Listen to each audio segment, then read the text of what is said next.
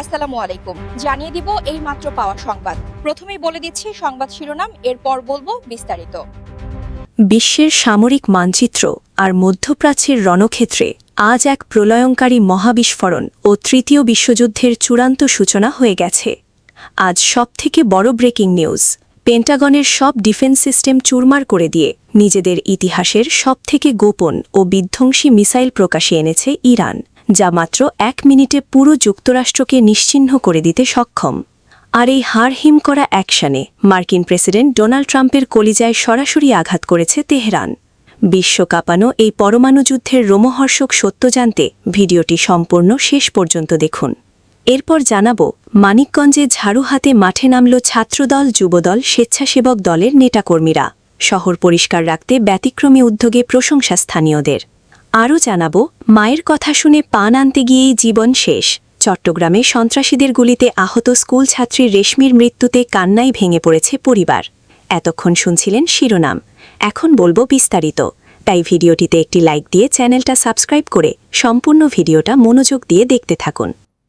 বিশ্বের সামরিক সমীকরণ, আন্তর্জাতিক কূটনীতি এবং ওয়াশিংটনের হোয়াইট হাউসে আজ এমন এক নজিরবিহীন মহাপ্রলয় আর পরমাণু ভূকম্পন শুরু হয়েছে, যা পুরো পৃথিবীর মানচিত্রকে চিরতরে বদলে দেওয়ার পরিস্থিতি তৈরি করেছে।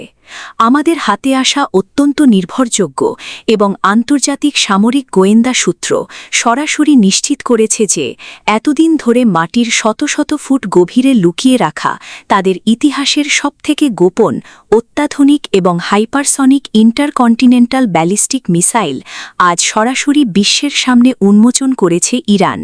তেহরানের এই বিধ্বংসী ক্ষেপণাস্ত্রের গতি এবং ক্ষমতা এতটাই ভয়ঙ্কর যে এটি উৎক্ষেপণের পর মাত্র 1 মিনিটের মধ্যে মার্কিন যুক্তরাষ্ট্রের যে কোনো বড় শহর এবং তাদের মূল সামরিক ঘাঁটিগুলোকে পুরোপুরি ধূলিসাৎ করে দিতে সক্ষম। ইরানের এই আকস্মিক ও সরাসরি সামরিক শক্তি প্রদর্শনের কারণে আমেরিকার দীর্ঘদিনের সাজানো আকাশ প্রতিরক্ষা ব্যবস্থা বা পেন্টাগনের প্যাট্রিয়ট মিসাইল ডিফেন্স সিস্টেম আজ সম্পূর্ণ অকার্যকর এবং তাসের ঘরের মতো ধসে পড়েছে।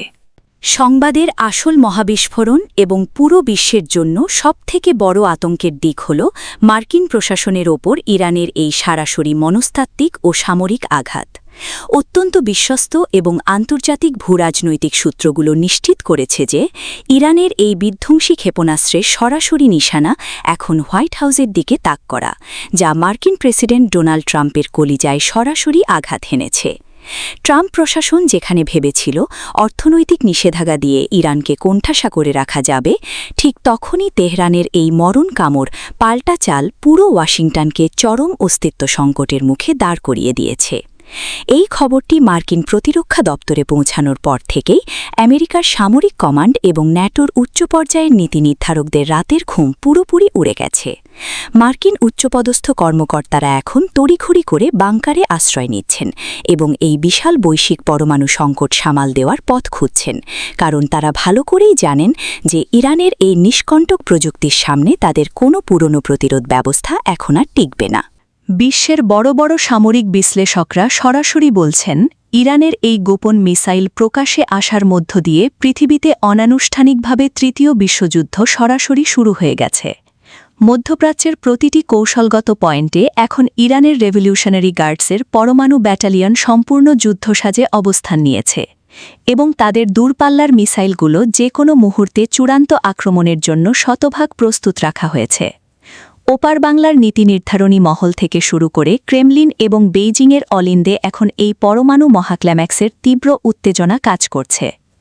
আজকের এই বিশেষ প্রতিবেদনে আমরা সেই সব অপ্রকাশিত তথ্য এবং ইরানের সর্বোচ্চ প্রতিরক্ষা কাউন্সিল থেকে পাওয়া নেপথ্যের গোপন দাবার চালের প্রতিটি দিক সরাসরি আপনাদের সামনে উন্মোচন করলাম। ডোনাল্ড ট্রাম্পের এই শোচনীয় কৌশলগত পরাজয় এবং ইরানের এই বিশ্ব কাঁপানো পরমাণু সক্ষমতার প্রতিটি ধাপের রোমহর্ষক বিবরণ আমরা আপনাদের সামনে তুলে ধরছি। পরিস্থিতি এখন সম্পূর্ণ আমেরিকার নিয়ন্ত্রণের বাইরে চলে গেছে এবং আগামীর কয়েক মিনিট পুরো মানবজাতির ভবিষ্যতের জন্য অত্যন্ত ভাগ্য নির্ধারক হতে যাচ্ছে। বিশ্বযুদ্ধের এই হাড়হিম করা ব্রেকিং নিউজের প্রতিটি আপডেট সবার আগে পেতে আমাদের সাথে থাকুন এবং এই ভিডিওটি এখনই শেয়ার করে সবাইকে এই ঐতিহাসিক ও ধ্রুব সত্যগুলো জানার সুযোগ করে দিন। মানিকগঞ্জে পরিচ্ছন্ন ও স্বাস্থ্যকর পরিবেশ গড়ে তোলার লক্ষ্যে ছাত্রদল, যুবদল ও স্বেচ্ছাসেবক দলের যৌথ উদ্যোগে অনুষ্ঠিত হয়েছে ব্যাপক পরিষ্কার পরিচ্ছন্নতা অভিযান। শনিবার সকালে মানিকগঞ্জ জেলা শহরের গুরুত্বপূর্ণ বিভিন্ন সড়ক, শিক্ষা প্রতিষ্ঠান এলাকা, বাসস্ট্যান্ড এবং জনসমাগমপূর্ণ স্থানে এ কর্মসূচি পালন করা হয়।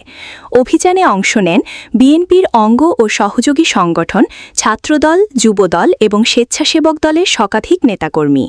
হাতে ঝাড়ু, বস্তা ও পরিষ্কার পরিচ্ছন্নতার বিভিন্ন সরঞ্জাম নিয়ে তারা শহরের বিভিন্ন এলাকায় ময়লা আবর্জনা পরিষ্কার করেন। কর্মসূচিকে ঘিরে স্থানীয় মানুষের মধ্যেও ব্যাপক আগ্রহ দেখা যায়। আয়োজকরা জানান, সামাজিক দায়িত্ববোধ থেকে সাধারণ মানুষের মাঝে সচেতনতা তৈরির উদ্দেশ্যেই এই উদ্যোগ নেওয়া হয়েছে। তারা বলেন, শুধু রাজনৈতিক কর্মসূচি নয়, সমাজের উন্নয়নমূলক কাজেও তরুণদের সম্পৃক্ত হওয়া প্রয়োজন। পরিচ্ছন্ন পরিবেশ নিশ্চিত করতে সবাইকে নিজ নিজ অবস্থান থেকে এগিয়ে আসার আহ্বান জানান তারা। অভিযানের সময় বিভিন্ন সড়কের পাশে পড়ে থাকা প্লাস্টিক, পলিথিন, বোতল ও অন্যান্য আবর্জনা সংগ্রহ করা হয়। পাশাপাশি পথচারী ও ব্যবসায়ীদের মাঝেও পরিচ্ছন্নতা বিষয়ে সচেতনতা বার্তা দেওয়া হয়। কর্মসূচিতে উপস্থিত এক নেতা বলেন, একটি সুন্দর ও বাসযোগ্য শহর গড়ে তুলতে পরিচ্ছন্নতার বিকল্প নেই। আমরা চাই তরুণ সমাজ শুধু রাজনীতি নয়, মানবিক ও সামাজিক কাজেও গুরুত্বপূর্ণ ভূমিকা রাখুক। আরেক নেতা জানান, দেশের বিভিন্ন স্থানে ডেঙ্গু সহ নানা রোগের প্রকোপ বাড়ছে। তাই ময়লা আবর্জনা পরিষ্কার রাখা এখন সময়ের দাবি।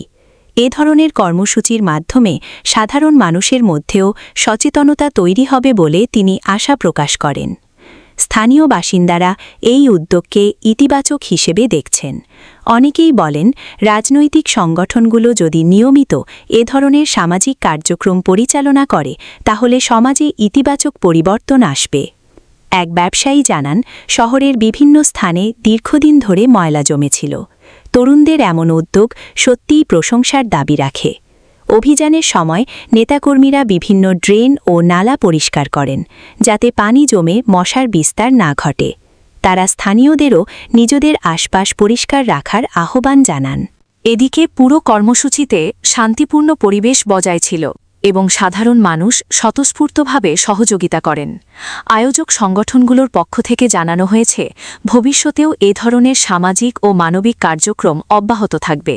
শুধু রাজনৈতিক কর্মসূচির মধ্যে সীমাবদ্ধ না থেকে সমাজের বিভিন্ন সমস্যা সমাধানে তরুণদের সম্পৃক্ত করার লক্ষ্য নিয়েই তারা কাজ করছেন। পরিচ্ছন্নতা অভিযান শেষে অংশগ্রহণকারীরা শহরকে পরিষ্কার ও সুন্দর রাখতে সবাইকে সচেতন হওয়ার আহ্বান জানান। তারা বলেন, একটি পরিচ্ছন্ন শহর শুধু সৌন্দর্যই বাড়ায় না, মানুষের সুস্থ জীবনযাপন নিশ্চিত করতেও গুরুত্বপূর্ণ ভূমিকা রাখে। এই উদ্যোগকে ঘিরে মানিকগঞ্জ শহরে ইতিবাচক আলোচনা তৈরি হয়েছে এবং অনেকেই তরুণদের এমন সামাজিক কর্মকাণ্ডকে স্বাগত জানিয়েছেন।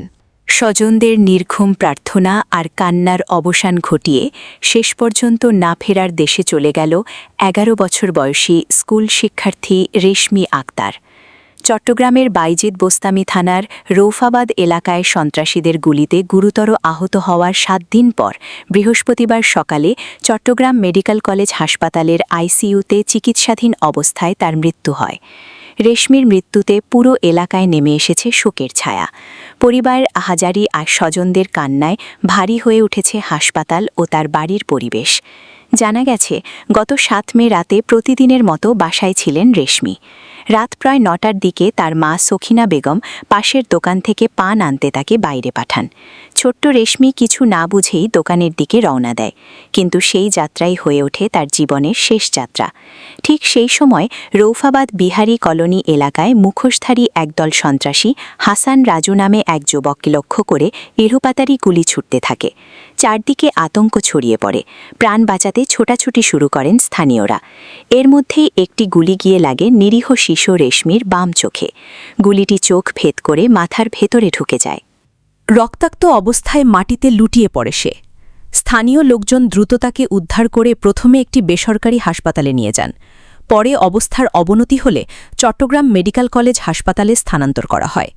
সেখানে আইসিইউতে লাইফ সাপোর্টে রাখা হয় তাকে। চিকিৎসকরা জানান, গুলিটি রেশমির মস্তিষ্কের গুরুত্বপূর্ণ অংশ ক্ষতিগ্রস্ত করেছিল। তার মাথার পেছনে গুলি আটকে থাকায় অস্ত্রোপচার করা অত্যন্ত ঝুঁকিপূর্ণ ছিল। এজন্য মেডিকেল বোর্ড গঠন করা হলেও শেষ পর্যন্ত গুলিটি অপসারণ করা সম্ভব হয়নি। টানা 7 দিন মৃত্যুর সঙ্গে লড়াই করার পর বৃহস্পতিবার সকাল 10:45টার দিকে শেষ নিঃশ্বাস ত্যাগ করে ছোট্ট রেশমি। হাসপাতালের পরিচালক ব্রিগেডিয়ার জেনারেল তসলিমউদ্দিন জানান, চিকিৎসকরা সর্বোচ্চ চেষ্টা করেছেন, কিন্তু শিশুটির শারীরিক অবস্থা খুবই সংকটাপন্ন ছিল। রেশমি ছিল 5 ভাইবোনের মধ্যে সবার ছোট। সে স্থানীয় barrister Milky memorial school and কলেজের 4র্থ শ্রেণীর ছাত্রী ছিল। পরিবার ও প্রতিবেশীরা জানান, রেশমি ছিল অত্যন্ত শান্ত ও হাসিখুশি স্বভাবের মেয়ে। তার এমন মর্মান্তিক মৃত্যু কেউ মেনে নিতে পারছেন না।